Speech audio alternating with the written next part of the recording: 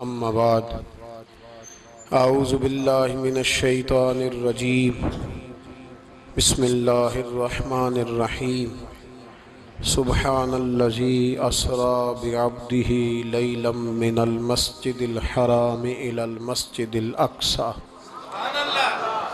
صدق اللہ العظیم وصدق رسولہ النبی الکریم ان اللہ وملائکتہ یصلون علی النبی یا ایہا الذین آمنوا صلوا علیہ وسلموا تسلیما الصلاۃ والسلام علیک یا سیدی یا رسول اللہ وعلی آلک واصحابک یا حبیب اللہ الصلاۃ والسلام علیک یا نبی اللہ وعلی آلک واصحابک یا نور اللہ اللہم صلی علی سیدنا و مولانا محمد معدن الجود والکرم وآلہ وبارک وسلم۔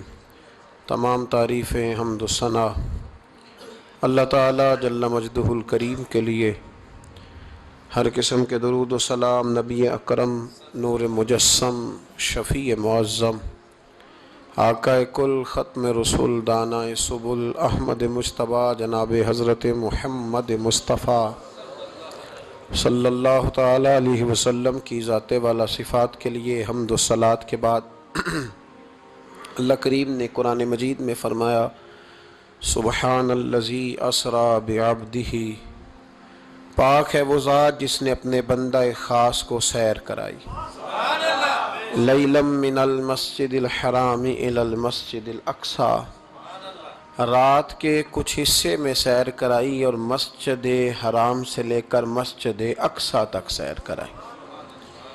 نبی کریم صلی اللہ علیہ وسلم کو اللہ نے بڑی ہی شانیں عطا فرمائی، بڑی عظمتیں عطا فرمائی۔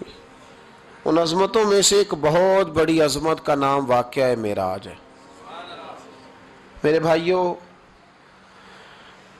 جب سے امت کے اندر خیالات تقسیم ہوئے ہیں، اپنی اپنی رائے لوگوں نے قائم کی ہے، تو کچھ ایسے ذہنوں نے بھی کچھ اختراعات ایسی بھی زمانے میں وضع کی ہیں، کہتے ہیں جی حضور کی تعلیمات زیادہ بیان ہونی چاہیے، نبی پاک کی شان بیان کرنے کا کیا معنی ہوا؟ یہ میلاد کا جلسہ، معراج کی محفل، حضور کی عظمتیں، شانیں، یہ کیوں بیان ہوتی ہیں؟ سوال یہ ہے ان دوستوں سے کہ اللہ کریم نے قرآن مجید میں فرمایا کہ انا اعطیناک الکوثر، محبوب بے شک ہم نے آپ کو خیر کثیر عطا فرمائی، دی ہے اللہ نے، دی ہے اپنے نبی کریم کو۔ یا اللہ تو دینے والا ہے، رسول لینے والے ہیں، ہمیں کیوں بتا رہا ہے؟ اس بات کو سمجھیے گا، اللہ دینے والا ہے، حضور لینے والے ہیں، قرآن میں کیوں ذکر کیا؟ تو رب فرماتا ہے تمہیں اس لیے بتا رہا ہوں کہ تم معمولی محبوب کے ماننے والے نہیں، اس محبوب کے ماننے والے ہو جنہیں اللہ نے بڑی ہی خیر کثیر عطا فرمائی۔ وَرَفَعْنَا لَكَ ذِكْرَكَ، اے محبوب ہم نے آپ کے لیے آپ کے ذکر کو بلند کر دیا۔ تو یا اللہ یہ بات تو محبوب سے کہہ لیتا اکیلے میں، ہمیں کیوں بتائی؟ قرآن میں کیوں ذکر ہوا؟ یہ وَرَفَعْنَا لَكَ ذِكْرَكَ میں امت کے لیے کیا ہے؟ تو فرمایا تمہارے لیے یہ ہے کہ تم اس محبوب کے ماننے والے ہو جن کے ساری دنیا میں چرچے۔ اعلیٰ حضرت فرماتے ہیں عرش پہ تازہ چھیڑ چھاڑ، فرش پہ طرفہ دھوم دھام، کان جدھر بھی لگائیے تیری ہی داستان ہے، کان جدھر بھی لگائیے تیری ہی داستان۔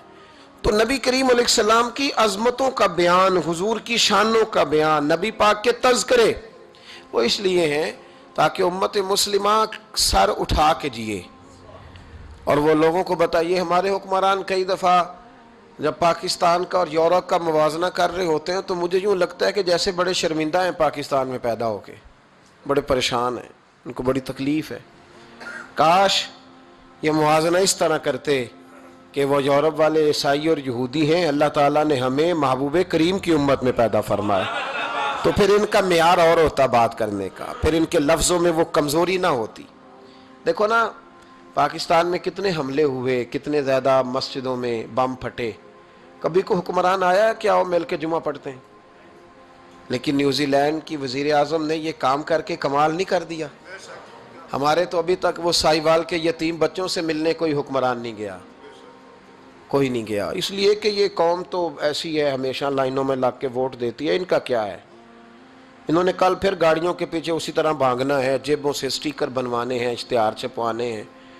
یہ تو مطلب بھیڑ بکریاں دو چار مر جائیں تو کیا حرج ہے؟ یہ ہمارا سٹیٹس ہے، ہمارا۔ ان کا کیا ہے؟ ان کو تو پتہ ہے کہ ان کو کیسے یوز کرنا ہے۔ میں نے اس وقت بھی کہا تھا اور آج بھی کہتا ہوں، نمبر پلیٹ بدلنے سے گاڑیاں نئی نہیں ہوتی۔ گاڑی بدلے تو پھر اس کا نظام بدلتا ہے، بدلنا ہے تو اس کا انجن بدلو، نمبر پلیٹیں نہ بدلو۔ یہاں نمبر پلیٹیں بدل کے وہی گاڑیاں دوبارہ روڈ پہ چھوڑ دی جاتی ہیں۔ نہ ادھر ادھر کی تو بات کر، یہ بتا کہ قافلہ کیوں لٹا؟ مجھے رہزنوں سے غرض نہیں، تیری رہبری کا سوال ہے۔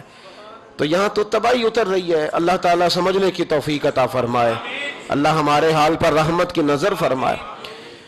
تو یہ شرمندہ ہو کے جو لوگ باتیں کرتے ہیں نا، معاذ اللہ کمزوری دکھاتے ہیں، یہ اس کمزوری کو دور کرنے کا بہترین علاج یہ ہے کہ ہر گلی میں، ہر کوچے میں، ہر نگر میں میرے مصطفیٰ کی عظمتیں بیان کی جائے۔ اور جہاں تک ان لوگوں کا تعلق ہے بیچارے جو کہتے ہیں واقعہ معراج سمجھ میں نہیں آتا، تو ان کو میں پوچھتا ہوں کہ تمہیں تو اپنا وجود بھی سمجھ میں نہیں آتا، کیسے سانس لیتے ہو؟ معدے کا کون سا نظام ہے؟ نظام انہضام کیا ہے؟ جگر کہاں ہے؟ تمہارے وجود میں اللہ تبارک و تعالی نے جو چیزیں پیدا کی ہیں تو آج تک اپنے آپ کو نہیں سمجھ سکا، تو رب رسول کے معاملات کو سمجھنے چلا ہے۔ اپنی چھوٹی سی عقل کو اتنا پریشان نہ کر ورنہ تو الجھ جائے گا۔ کہتے ہیں جی سمجھ میں نہیں آتا، جی کیسے گئے، کس طرح گئے، کیوں کر کے گئے؟ تو نبی پاک نے تو کہا ہی نہیں میں گیا ہوں، حضور نے تو بعد میں کہا ہے میں گیا ہوں، پہلے تو رب فرماتا ہے سبحان اللذی، جو لے کے گیا ہے وہ ہر عیب سے، ہر نقص سے پاک ہے، وہ جو بھی بیان کرتا ہے حق اور سچی بیان کرتا ہے۔ ایک زمانے تک یہ جو دہریے قسم کے لوگ تھے نا، عقل کے پجاری، ایک زمانے تک یہ کہا کرتے تھے کہ حضرت سلیمان علیہ السلام کا تخت ہوا میں کیسے اڑتا تھا؟ 80 من اس کا وزن تھا تو وہ ہوا میں کیسے اڑتا تھا؟ جی کچھ لوگ اس پہ بیٹھے ہوتے تھے پھر بھی وہ ہوا میں اڑتا تھا۔ ہمارے اس زمانے کے علماء اس کا جواب دیتے تھے، وہ تخت جی ہوا میں کیسے اڑتا تھا؟ بڑا اعتراض ہوتا تھا، بڑی اس پر باتیں ہوتی تھیں۔ اب نہیں آپ سنتے ہوں گے کوئی بات، کیوں بھلا؟ اب ہر روز جہاز اڑتا ہے اور اس تخت سے زیادہ وزن لے کے اڑتا ہے۔ 500 550 سواری ہوتی ہے، ہر سواری کا 2 من وزن بھی ہوتا ہے۔ اور جب پائلٹ اعلان کرتا ہے نا کیبن سے کہ ہم 38,500 فٹ کی بلندی پہ جا رہے ہیں، تو کوئی شخص اعتراض نہیں کرتا۔ اب چھوڑ گئے حضرت سلیمان کے تخت پر اعتراض کرنا، اس لیے کہ سارے اوڑ کے آتے جاتے ہیں۔ اب ذرا ٹھہر گئے، اب یہ ٹینشن ختم ہو گئی کہ حضرت سلیمان کا تخت کیسے اٹھتا تھا۔ پھر ایک نیا اعتراض شروع ہو گیا، الم تر کیف فعل ربک باصحاب الفیل، کہ اتنا چھوٹا سا کنکر اور اتنا چھوٹا سا بابیل اور اتنے بڑے ہاتھی کو کنکر مارے تو اتنے سے کنکر سے ہاتھی کیسے مر جاتا ہے؟ بڑی پریشانی تھی بھئی، کنکر چھوٹا ہاتھی بڑا کیسے مر گیا؟ پھر اللہ نے فضل کیا تو بندوق کی گولی ایجاد ہو گئی، کہنے لگے نہیں پریشر سے لگے تو ہاتھی ماری جاتا ہے۔ اب اس کے بعد دوبارہ اس بات پر اعتراض نہیں کرتے۔ پہلے کہتے تھے کہ انسان کیسے جاتا ہے، کیوں کر جا سکتا ہے، ممکن کیسے ہے، یہ مطلب کیسے ہو گیا، معراج کیسے ہوئی؟ تو پھر ایک بندہ چاند سے تو ہو آیا ہے، اور جس نے وہ بندہ چاند پہ اتارا ہے اس نے کہا ہے کہ یہ آخری منزل نہیں، اس سے آگے بھی انسان جا سکتا ہے۔ تو میرے مصطفیٰ کریم نے فرمایا تم تو اب جانے کی باتیں کرتے ہو نا، جہاں تک میں ہو آیا ہوں تم سوچ بھی نہیں سکتے۔ کوئی رہ فلک اتے یار گیا، کوئی جا سدراتے ہار گیا، ایک کالیاں زلفاں والا سی جڑا لنگ عرشاں تو بھی پار گیا۔ فرمایا تم نہیں نہ جا سکتے، تم کچی باتیں، کمزور باتیں۔ اور ایک اور بات میں آپ کو عرض کروں، نبی کریم علیہ السلام کے لیے کام اتنا مشکل نہیں تھا جتنا قوم سمجھتی ہے نا۔ وہ ہمارے اپنے کچھ نادان دوست ہیں، اپنی عقل چھوٹی ہوتی ہے تو وہ اس عقل میں کیا کیا آئے گا، اتنی کچھ چیز ہوتی ہے اس میں اتنا ہی سامان آتا ہے نا، تو اپنی عقل چھوٹی ہوتی ہے تو بجائے اس کے کہ وہ ایمان لے آئیں اللہ کی حکمتوں پر، وہ عقل کے ترازو پر چھوٹی سی عقل کو پریشان کرتے ہیں، چھوٹا سا دماغ ہوتا ہے، ہر وقت ٹینشن میں رہتے ہیں۔ وہ جی کیسے گئے، کس طرح کر کے گئے، تو میں کہتا ہوں نبی کریم کے لیے یہ مسئلہ ہی کوئی نہیں، حضور کے لیے یہ کوئی مسئلہ. حضور فرماتے میں تو اس وقت بھی نبی تھا. یہ ترمذی میں ہے، ترمذی ہے، سیاستہ کی حدیث ہے. یہ سمجھیں گے دین ہے، یہ عقیدہ ہے، اس کو سمجھا کریں. فرمایا میں تو اس وقت بھی نبی تھا جب آدم علیہ السلام کی مٹی گوندی جا رہی تھی.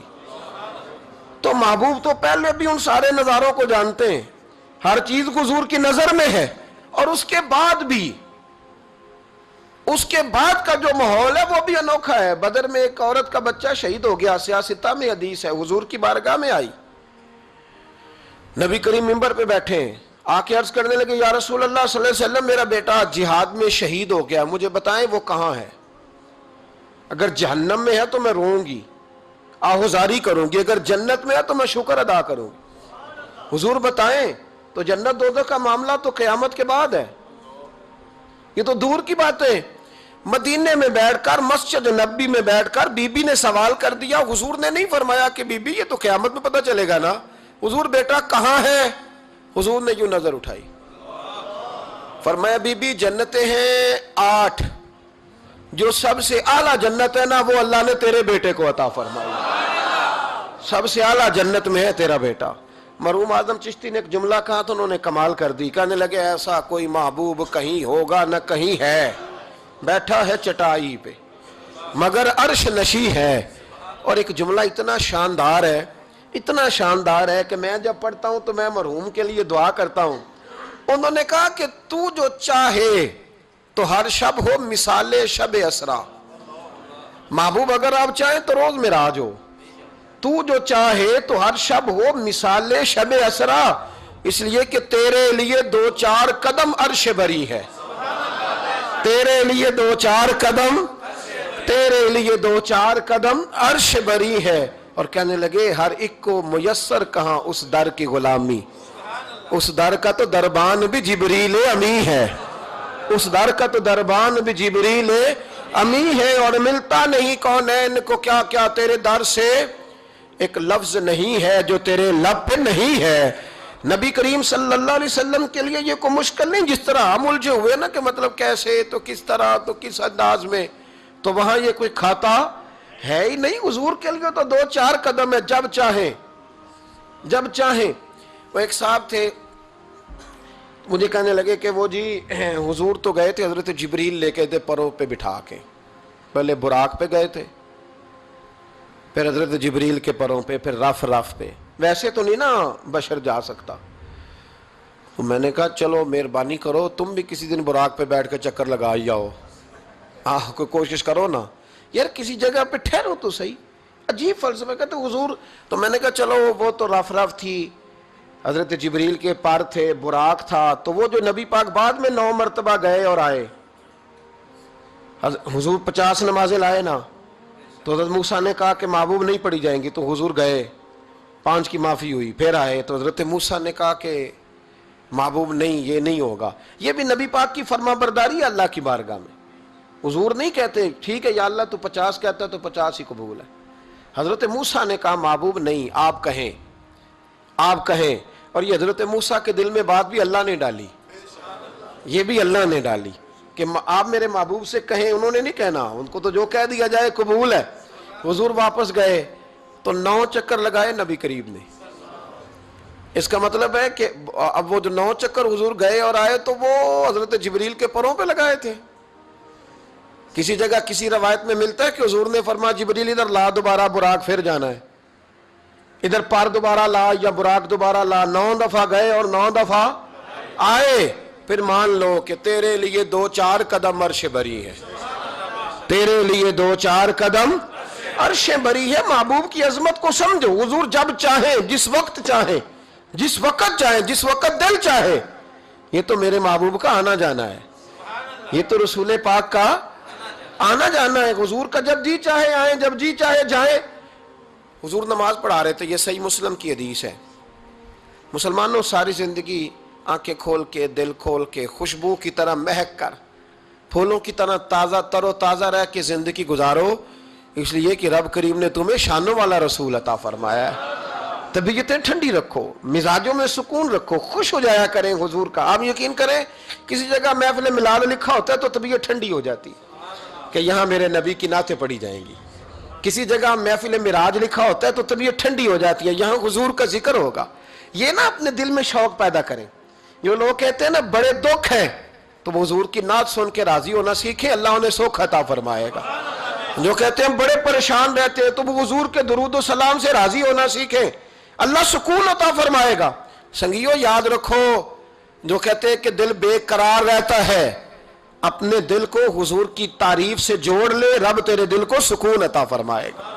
خوش ہونا سیکھیں حضور کا نام سن کے، ٹھنڈا ہونا سیکھیں، طبیعتوں کو کلیجوں کو ٹھنڈا کرنا سیکھیں، اللہ راحت عطا فرمائے گا۔ لیکن اگر بحث ہی بحث کرنی ہے تو کیسے جی، کس طرح جی، کس حال میں۔ میں بڑی تنقید کرتا ہوں پیسے لینے والوں، طے کرنے والوں پر، تو کئی دفعہ تکلیف بھی بڑی ہوتی ہے۔ ایک بندہ بڑی پیاری نعت پڑھ رہا تھا، بڑی پیاری، میں بھی سٹیج پہ موجود تھا، تو ایک صاحب سے میں نے کہا کہ یار آج تو مزہ آ گیا، کلام سننے کا لطف آ گیا۔ تو کہنے لگا اس نے 40,000 بھی لیا ہم سے۔ تو میں نے کہا یار ٹھیک ہے، اگر اس نے لے ہی لیا ہے نا تو تمہیں بحث کرنے کی کیا ضرورت ہے، جتنی اچھی وہ نعت پڑھ رہا ہے نا، میرے خیال میں 40,000 بھی تھوڑا ہے، اس کو زیادہ دینے چاہیے تھے۔ اور اگر اس نے لے لیے، اب دے دیے، تو اب بحث کرنے کی کیا ضرورت ہے؟ اب تو مزہ لینا چاہیے کہ میرے نبی کا ذکر کر رہا ہے۔ وہ جو لے دے رہا ہے وہ اللہ اس سے حساب لے لے گا نا خود ہی قیامت میں۔ یہ ہم بھی شکوہ کرتے ہیں، سمجھانے کی کوشش کرتے ہیں، لیکن ان شکووں میں آ کے ہم نے نعت تو نہیں نہ چھوڑ دینی، حضور کا ذکر تو نہیں نہ چھوڑ دینا۔ اب اس کے نیچے آ کے وہ اپنا ذائقہ لینا، تو میں نے پہلے بھی آپ کو بتایا تھا، پھر بتاتا ہوں۔ میں مسجد نبوی شریف میں نا سلام کرنے کے لیے حاضر ہوا۔ اب تو میرے جیسے بندوں کو نقاب کر کے جانا پڑتا ہے نا، اس وقت ذرا جلدی چلے جایا کرتے تھے، موقع مل جاتا تھا۔ تو میں نا بابو سلام سے داخل ہوا تو ایک بابا جی بڑے سادے سے، پگڑی بھی سادی، طبیعت بھی سادی، تو اپنی موج میں وہ جا رہے ہیں۔ مواجہ شریف پہ حاضر ہوئے تو اس نے کہا چل حاجی نکل، دھکے دیتے ہیں نا، ان کی موج ہے، وہ دھکے دے رہے تو بابا بڑا راضی ہے، یعنی طبیعت بتاتی ہے جس نے راضی رہنا ہوتا ہے، جس کا دل کرتا ہے راضی رہنے کو، اللہ توفیق بھی دے ہی دیتا ہے۔ اور کچھ بیچارے دنیا میں آئی پریشان رہنے کے لیے، ان کا پروگرام ہی نہیں خوش ہونے کا، اللہ ماشاءاللہ، ان کو بڑی ٹینشن ہوتی ہے، ادھر سے بھی ٹینشن، ادھر سے بھی ٹینشن، کوئی ہنس کے ملا تب بھی ٹینشن، نہ ہنس کے ملا تب بھی ٹینشن، پریشان ہی رہتے ہیں، مزاج بن جاتا ہے۔ بابا جی بڑے فریش تھے، بڑی طبیعت ٹھنڈی، اس نے دھکے دیے، کہا چل حاجی اللہ۔ تو بابا پتہ کیا کہتے تیری خیر ہوئے پہرے دارا، اے روزے دی جالی چوم لین دے۔ تو وہ کہتا چل نکل، کہتا تیری خیر ہوئے پہرے دارا، روزے دی جالی چوم لین۔ میں نے اس بابا جی سے بڑی تربیت لی، میں جب بھی ان کو یاد کرتا ہوں میرا دل بڑا ٹھنڈا ہوتا ہے۔ وہ پھر اس نے تیسرا دھکا دیا، چل نکل، پاپا پھر کہتا تیری خیر ہوئے پہرے دارا، روزے دی جالی۔ اور وہ بندہ بالکل عربی النسل تھا جو دھکے دے رہا تھا، باہر نکلے، مجھے بھی دھکا دیا بابا جی کو، ہم باہر نکلے تو میں کہا بابا جی انہوں کو تو تہاڈی بھی سمجھ آندی سی، کہندا پتر مینوں بھی پتہ ہے، میں تے اپنا رانجھا پہ راضی کردا سا، اور مینوں پتہ ہے انہوں نہیں سمجھ آ رہی، مینوں پتہ ہے انہوں کی پتہ، میں تے پنجابی چ لگا اپنا۔ تو بھئی جس نے رانجھا راضی کرنا ہے نا، اس نے رانجھا راضی کر ہی لینا ہے۔ میں نے ایسے لوگ بھی دیکھے ہیں جو چھوٹے سے بچے کو کھڑا کر کہتے ہیں بیٹے مولا یا صلی اللہ علیہ وسلم آتا ہے، چل سنا میرا پتر۔ وہ بچے نے اس کو قصیدہ سنایا تو بابا جی 10 روپے دے کے اپنا رانجھا راضی کر کے نکل گئے۔ جس نے اعتراض کرنا ہے وہ سارا دن اسی چکر میں پڑا ہوا ہے، 50 لیا ہے، 40 لیں دینا۔ او بھائی تو جو لیتا ہے نا تو اس کو جان چھوڑ، تو یہ دیکھ کے تیرے محبوب کا ذکر کرتا ہے نا، تو رسول اللہ کی بات سن۔ اب سننا تو انہی سے ہے نا، ہم دعا کرتے ہیں اللہ انہیں بھی توفیق ہدایت عطا کرے، یہ پیسے لینے والے سیانے ہو جائیں، اور سارے لیتے بھی نہیں، تو ان سے سن لیا کر جو نہیں لیتے، سن تو صحیح نا، اپنا رنجا تو راضی کرنا، شوق تو بیدار کر، طبیعت میں ٹھنڈک تو پیدا کر۔ میرے رسول کریم علیہ السلام کی جو شانیں ہیں، حضور کی جو رفعتیں ہیں، نبی پاک کی جو بلندیاں ہیں، رسول پاک کی جو حضور کو اللہ نے اکرام دیا ہے، وہ گلاب کی طرح طبیعت کو مہکا دیتا ہے۔ جب ہم چیزیں پڑھتے ہیں تو طبیعت ٹھنڈی ہو جاتی۔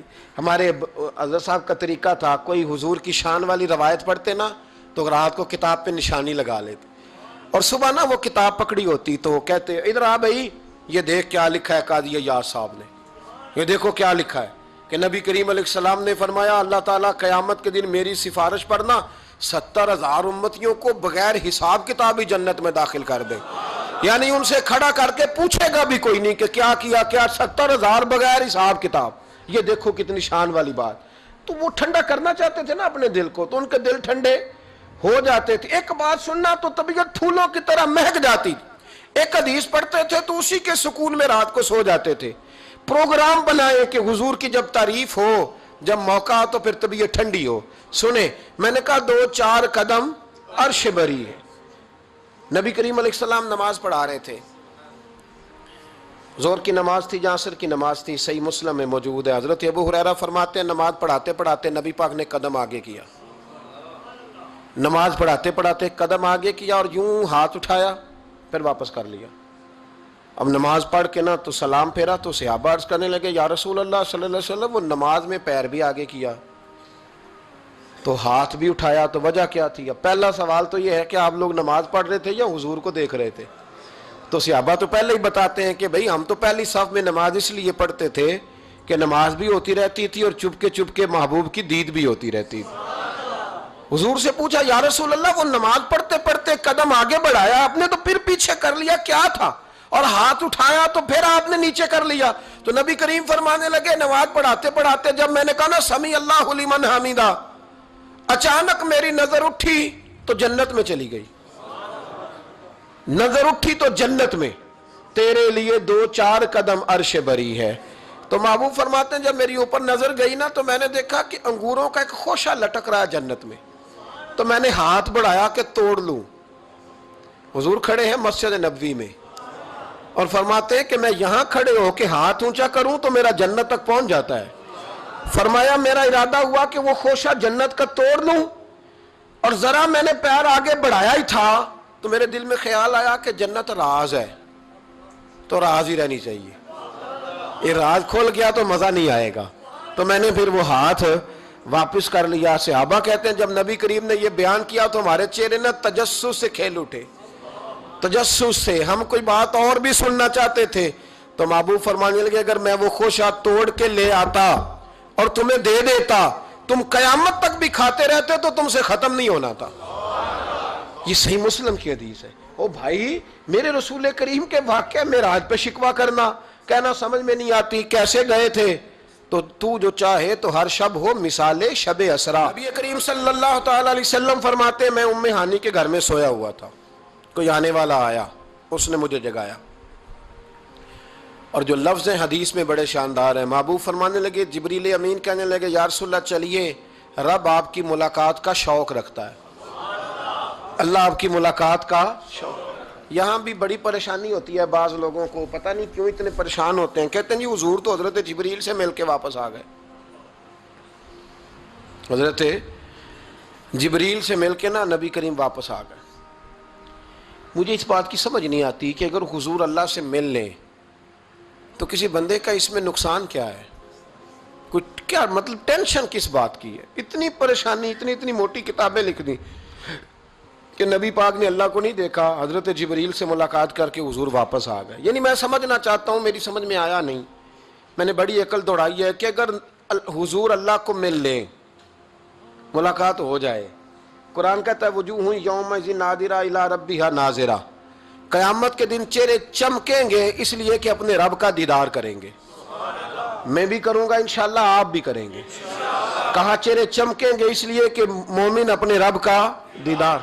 وہ میرے بھائی اگر ہر مومن دیدار کر سکتا ہے، اور قرآن کہتا ہے نبی کریم علیہ السلام اگر اللہ کریم کا دیدار کر کے واپس آئیں تو اتنی زیادہ پریشانی علامہ صاحب کو، شیخ کو اتنی ٹینشن، اتنے زیادہ وہ آوازار ہوئے کہ اتنی موٹی کتاب لکھ دی.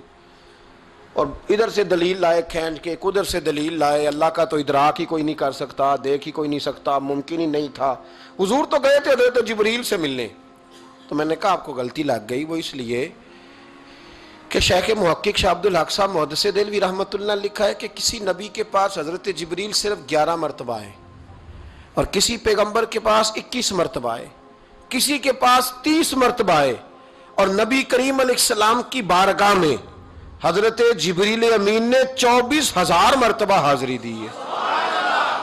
24,000 مرتبہ، 24,000 مرتبہ ہے حضرت جبریل.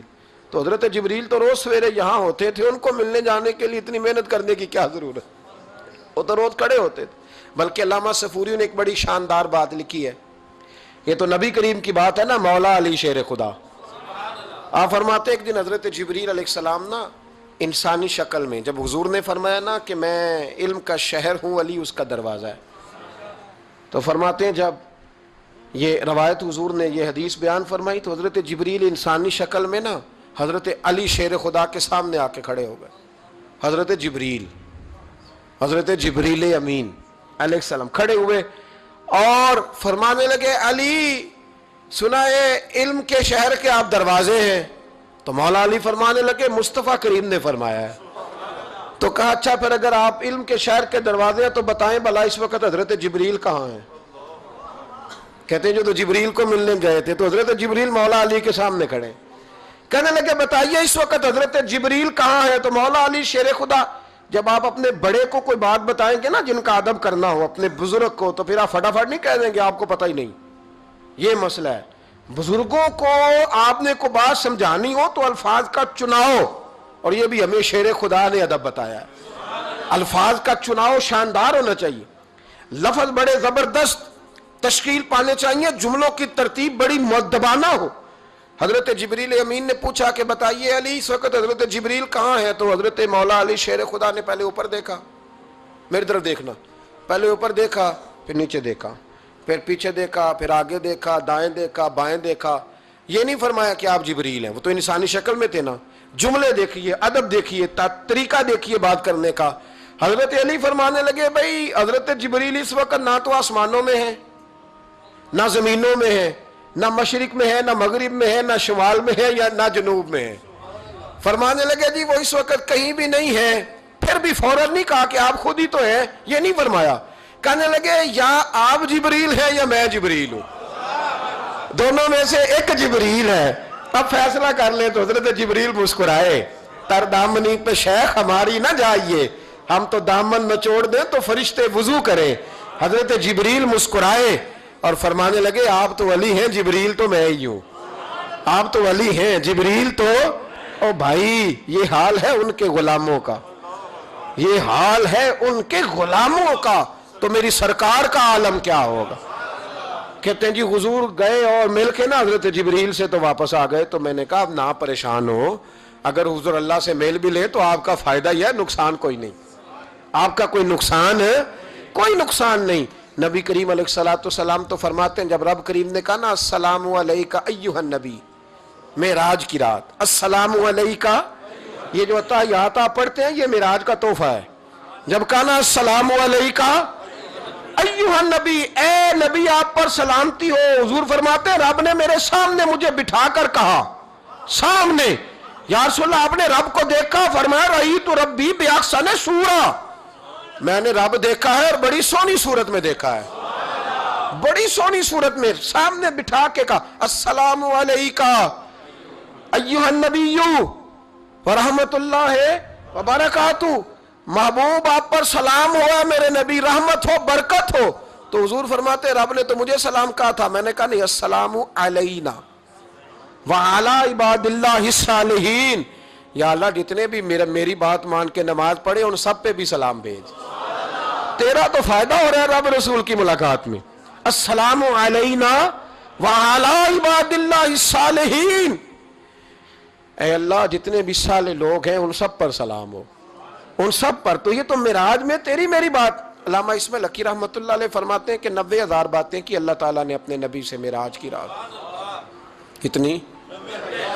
اللہ اکبر. مزیدار بندہ مل جائے تو باتیں کرنے کا مزہ آتا ہے, شرط یہ ہے کہ بندہ پیار والا ہو. لیکن اگر بندہ اس طرح کا ہو کہ جس نے ہر بات میں ٹینشن ہی پیدا کرنی ہے تو اس کو دل کرتا ہے کہ بندہ دعا دے کے کہے کہ یہ ہفتہ فیس لے جائیں تو 21 دن کے بعد دوبارہ آئیے گا. یہ ہوتا ہے.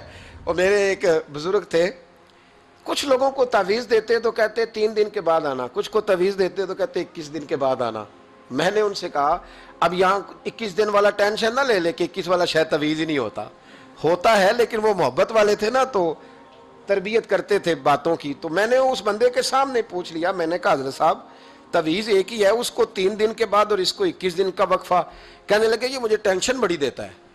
اس کے سامنے کہنے لگے تو بیٹھا تھا میں نے 21 کہا ورنہ میں نے 121 کہنا تھا تو بیٹھا ہے. بندہ دیکھیں نا، آپ بات کریں آپ تو تھوڑا سامنے والے کو بھی سنیں، تھوڑا اس کی بات بھی سنیں، بوجھ نہ بنے. تھوڑا آپ دیکھیں، غور کریں، کسی بھی محفل کے اندر بوجھ نہ بنے. آپ کوشش فرمائیں کہ ترتیب اس طرح کی ہو کہ سامنے والا پسند کرے آپ سے بات کرنا. مسلمان تو پھول ہوتا ہے، وہ جہاں جاتا ہے خوشبو ہی چھوڑ کے آتا ہے. ایسا نہ ہو کہ مطلب آپ آئیں تو کہیں جو مجھے تو کسی نے ریسیو ہی نہیں کیا، میری تو اہمیت ختم ہو گئی، کوئی پروٹوکول ہی نہیں ہے، کوئی پوچھنے والا. اس سے نقصان ہوتا ہے، اس سے سامنے والے کو بھی آپ پریشان کرتے ہیں، اپنے آپ کو بھی. کوشش فرمائے. دیکھیں نا، اللہ رسول کی ملاقات بھی ایک رات کی اور 90,000 باتیں. اور علامہ اسماعیل حقی فرماتے ہیں کہ رب کریم نے فرمایا محبوب 30,000 نہ ساری امت کو بتانا. حضور نے بتائیں آ کے 30,000. اس میں نماز بھی ہے، اتحیات بھی ہے، حضرت بلال حبشی کا مقام بھی ہے. نبی کریم نے یہ بھی فرمایا کہ میں معراج کی رات محل بھی دیکھ آیا ہوں، اس پر عمر بن خطاب کا نام بھی لکھا ہوا ہے. 30,000 باتیں حضور نے آ کر بیان فرمائیں اور کہا محبوب 30,000 باتیں نا خاص لوگوں کو بتانی، خاص کو. ہر بندے کا ہاضمہ درست نہیں ہوتا. وہی سالن کھا کے کچھ کہتے ہیں بڑا مزہ آیا، کچھ کہتے ہیں ساری رات نیند ہی نہیں آئی. حالانکہ معاملہ ہوتا ہے ہاضمے کا. ہر آدمی درست ہاضمہ نہیں رکھتا تو لوگ ہاضمہ صحیح کرانے کی بجائے سامنے والے کی ہانڈی صحیح کراتے رہتے ہیں. اس کو کہتے رہتے ہیں کہ تو لہسن زیادہ ڈالا کر. او بھائی تو اپنے ہاضمے پہ تھوڑی محنت کر، صبح واک کیا کر، دہی شہی کھایا کر، پھر بھی نہ ٹھیک ہو تو صبح شامی سب گول استعمال کیا کر، اس کے چھلکے سے فائدہ لے. کہ سارا اعتراض سامنے والے کی ہنڈیا پہ ہی ہے. نبی کریم صلی اللہ یہ جو ہاضمہ خراب ہو جاتا ہے پھر بندہ ٹینشن لیتا ہے، کہتا ہے نہیں جبریل سے ملے تھے، اللہ کا دیدار ہی نہیں کیا، وہ تو بس خواب کا معاملہ تھا، خواب میں گئے تھے، خواب میں. بھائی میں آپ سے کہتا ہوں کہ میں نے رات کو خواب دیکھی ہے پاکستان کا صدر بن گیا تو آپ کو کوئی پریشانی ہے؟ کیونکہ خواب میں امریکہ کا بھی بن جاؤں تو آپ کو کیا ٹینشن ہے؟ خواب جو ہوئی. حضور اگر فرماتے میں خواب میں گیا ہوں تو کسی کافر کو کوئی پریشانی ہوتی تھی؟ کیوں کچی باتیں کرتے ہو؟ خواب والی بات ہی کوئی نہیں. اور کہاں قرآن پاک میں آیا کہ خواب میں سیر کرائی؟ سبحان الذی اسری بعبدہ، بندہ خاص کو سیر کرائی. کچھ پنجابی کے لوگ اتنی شاندار باتیں کرتے ہیں کہ مضمون سمیٹ دیتے ہیں. ایک درویش نے کہا تھا سی معراج ایک راز، سی معراج فاوحا الی عبدہ ما ہوا. ہم نے اپنے بندہ خاص سے باتیں کی جو بھی کی. کہا سی معراج ایک راز محبتاں دا نہیں سی ہر ایک دی سمجھ وچ آਉਣ والا. کچھ کہندے نے بند دروازے سن، گیا کیویں سی عرش تے جان والا، تے ابر دخل کیے تھے عقل دا اے جانے جان والا یا لے جان والا. تو اتنا کیوں پریشان ہے؟ جانے جان والا یا اللہ کہتا ہے میں لے گیا، حضور کہتے ہیں میں گیا. یہ نیچے بیٹھ کے فیصلے کر رہا ہے نہیں جبریل سے ملے تھے، نہیں وہ تو بس یہ اللہ کی تو ملاقات ہی نہیں، وہ تو خواب میں گئے تھے. تجھے بڑی پریشانی ہے، تیری پریشانی کچھ سمجھ میں نہیں آتی. بلا وجہ یہ کچھ لبرل قسم کے لوگ ہر بات کو عقل کے ترازو میں تولتے ہیں. میرے رسول کریم علیہ الصلوۃ والسلام تشریف لے گئے اور میرے بزرگوں نے ایک بات کی ہے جو بڑی شاندار ہے. اللہ اکبر. کچھ چیزیں ساری کتابیں کھنگالنے سے بھی نہیں ملتی، پر رب کریم کا بندہ بولتا ہے تو کمال کر دیتا ہے. وہ اصل میں کتاب و سنت کا نچوڑ ہی بیان کرتے ہیں پر کمال کر دیتے ہیں. کمال. کرسی پر، وزیر اعظم کی کرسی پر بیٹھنا اتنا مشکل نہیں جتنا کرسی چھوڑنا مشکل ہے. جو آج کے جب وزیر اعظم بنا ڈکٹیٹر بھی بنے تو انہوں نے بعد میں سیاسی پارٹیاں بنا لی کہ شاید دوبارہ کچھ عقل چل ہی جائے. مصر میں ایک ایسا وقت گزرا ہے کہ جس کو بادشاہ بناتے تھے جب اس کی مدت ختم ہوتی تھی نا اس کو قتل کر دیتے تھے. بھائی مارتے کیوں؟ وہ کہتے یہ سازش کرے گا دوبارہ بننے کے لیے. یہ ایسا لطف ہے کہ یہ جاتا نہیں. وہ میرے بھائی اوپر جانا کمال نہیں ہوتا، اوپر جا کے اس لیول پر بیٹھ کر غریبوں مسکینوں یتیموں کے پر توجہ رکھنا، اپنے ماحول کو نہ بدلنا. یقین کریں دنیا میں ایسے بہت سارے وقت آتے ہیں کہ انسان بڑا اونچا اڑ سکتا ہے، بڑے اسے پھر منصب بدلتے ہیں، جگہ بدلتی ہیں، آفریں ہوتی ہیں، وہ جہاں مرضی جا سکتا ہے لیکن اپنے آپ کو کھڑا رکھنا ایک مشکل مقام ہوتا ہے. او بھائی پرانا سجن مل جائے تو لوگ، وہ کلاس فیلو جو کبھی پڑھا کرتا تھا تو لوگ کہتے ہیں ساڑھے پنڈ وچ رہندا سی، وہ دوستی وہ گوارا کرنا پسند نہیں کرتے.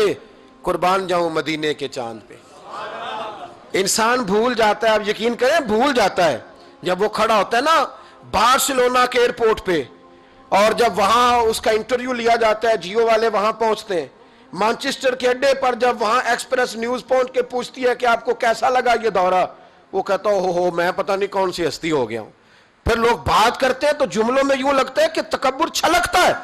بڑا مشکل ہے اونچا اڑنے کے بعد غریبوں کو مسکینوں کو یاد رکھنا. اور حضور تو اس جگہ گئے تھے جہاں ایک تجلی دے کر حضرت موسیٰ علیہ السلام جیسے پیغمبر بے ہوش ہو گئے. حضور فرماتے ہیں جب میں گیا تو ادھر بھی نور تھا, ادھر بھی نور تھا, آگے بھی نور تھا, پیچھے بھی نور تھا. ایک تجلی گری, لوگ پریشان ہو گئے. ایک تجلی گری تو حضرت موسیٰ کلیم ہر چیز بھول گئے. اور حضور فرماتے ہیں نور کے حالے تھے, آگے بھی پیچھے بھی دائیں بھی. اس نور کی تجلیوں میں بٹھا کر عرش کے مالک نے جب پوچھا کہ محبوب کوئی بات کر, حضور فرماتے ہیں مجھ سے نہیں بھولا گیا. میں نے کہا یا اللہ میرے غریب امتی, یا اللہ گناہگار ہیں, یہ بھول جائیں گے, غلطیاں کر بیٹھیں گے, مہربانی فرما. تو محبوب فرماتے ہیں رب کریم نے فرمایا وَلَسَوْفَ يُؤْتِيكَ رَبُّكَ فَتَرْضَىٰ. محبوب اگر تو یہاں نہیں نہ بھولا ہم بھی تجھے ناراض نہیں کریں گے, تجھے اتنا دیں گے کہ تو ہم سے راضی ہو جائے گا. تو راضی ہو جائے گا بھائی, راضی ہو جائے گا. میرے نبی کریم علیہ السلام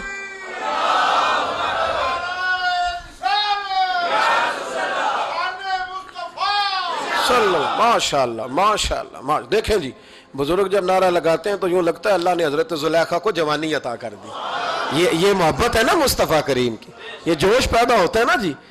یہ ہمارے آئی صاحب کی مسجد میں نا ایک درویش بابا جی تھے, نعرہ لگاتے تو اٹھ کے لگاتے, کھڑے ہو جاتے. تو میں نے ایک دن کہا چاچا جی ٹانگیں کامتی ہیں اب نہ اٹھا کریں. کہتے میں نو بہ کے مزہ ہی نہیں آتا. یہ حسن ہے. بڑی بڑی ٹھنڈی بات ہوئی یارو, یہ جب پیدا ہوتا ہے تو پھر اللہ بڑا ہی نوازتا ہے. ذرا غور کریں کیا عرض کر رہا ہوں. نبی کریم نے وہاں بات کی, امت کی بات کی.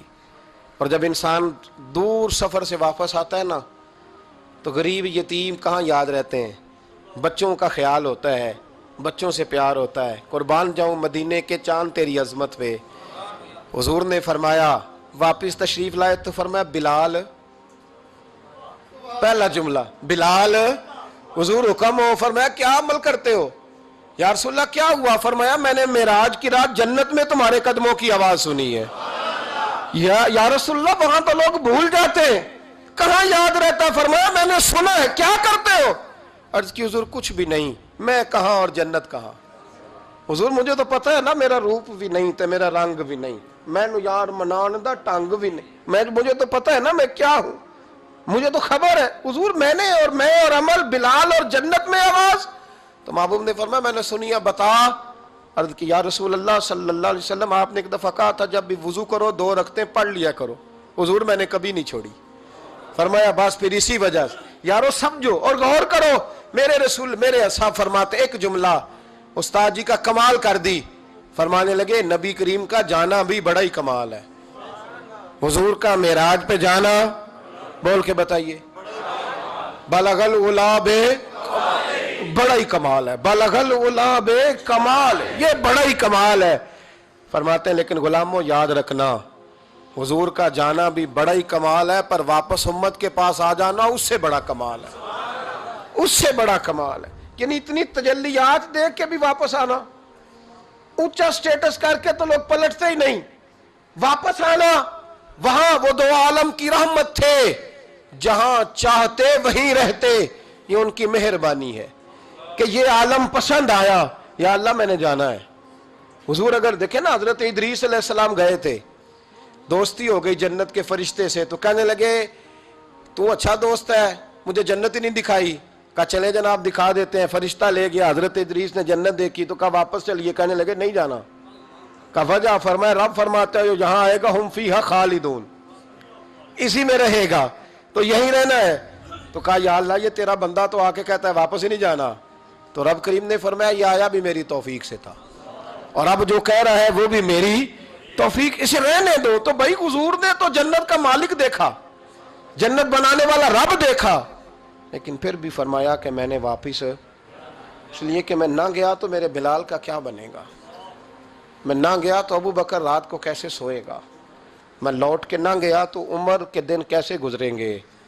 فاطمہ وقت کیسے گزارے گی، کیسے حسن اور حسین رہیں گے؟